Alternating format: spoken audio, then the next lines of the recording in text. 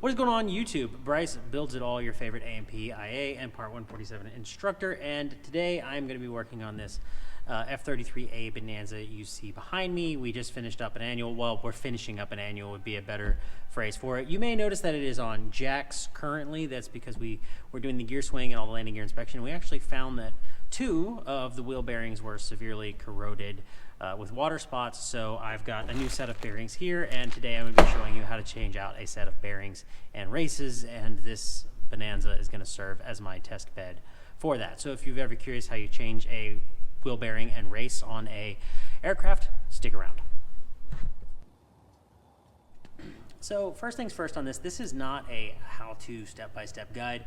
I say this in a lot of my videos. You should be following your maintenance manual, your manufacturer's instructions. In this case, it would be the Beechcraft Bonanza shop manual or the Cleveland Wheels and Brakes service manual, which is actually what I'm using because this is a Cleveland wheel, so I'm using the Cleveland Wheels and Brakes catalog.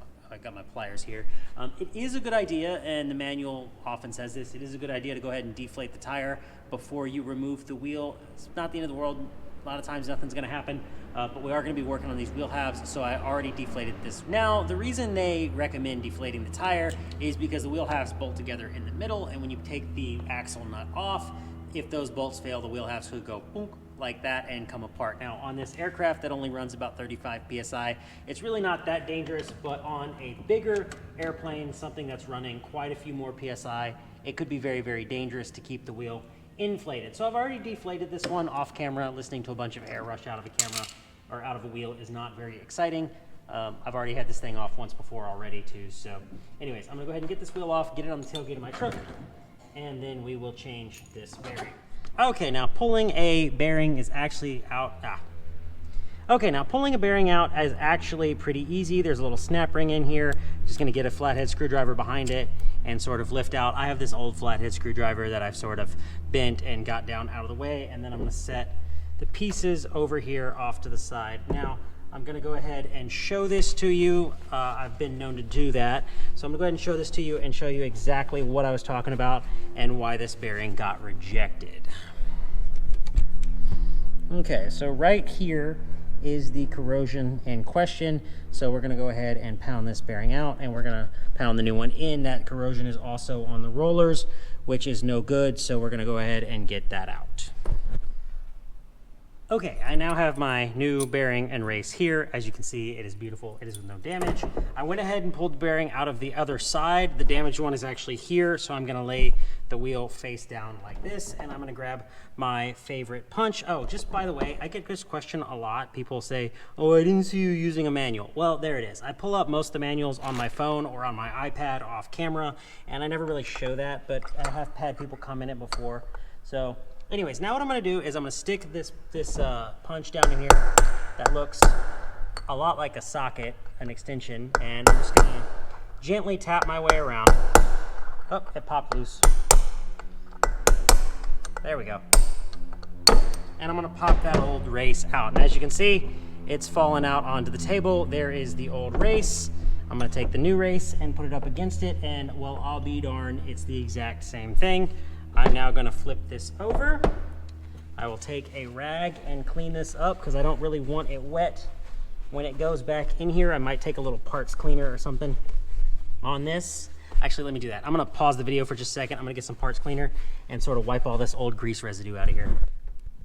Okay, so now I'm gonna take the new bearing and I'm just going to gently do the same thing and tap the new bearing in kind of as even as possible. You'll hear it get to a dull thud when it makes it all the way to the bottom.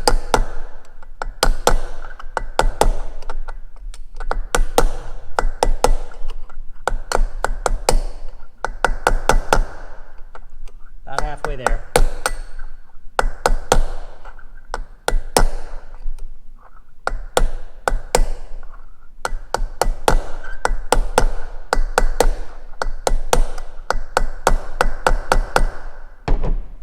Perfect.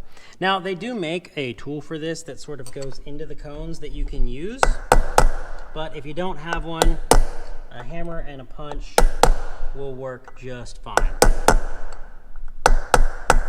And you can hear it just kind of change tone. It got real sharp. So that one is now all the way in. So now I'm going to go ahead and grease the new cup and put the new cup in with the snap ring and all of the accoutrement. So packing a bearing is pretty easy. I like to use this Mobile SCH 100 synthetic wheel bearing grease. I'm just going to put a little bit in my palm. I forgot my gloves today. I do have a bearing packer at the house. But anyways, if you just take it and you just kind of work your way around the bearing, you can see the grease is starting to come up. I'm just taking a little bite out of the grease each time, kind of like that, and just, there's that. There's that. I'm gonna take this grease, put it out of there, and do it again. Do it again, until this bearing here is just full of grease in between all the rollers. Like I said, I like to use gloves, but I didn't have any today. It's not the end of the world. This stuff isn't, this particular brand of grease is not crazy toxic like some of the others. Some of those old mineral-based greases are pretty bad for you, so you definitely want to be wearing gloves when you're using them, but there you go. So now that this is all greased up, I'm just going to put it in there. I like to take the extra grease that's on my fingers, and I like to sort of just push it down around the back. The grease seal is going to help with this, but if I put this here, it kind of gives some grease for that grease seal to push into the bearing, if you will. So now I got to clean my hands. I didn't think this all the way through. Here comes the dust cover, or the grease seal, I should say. And the snap ring.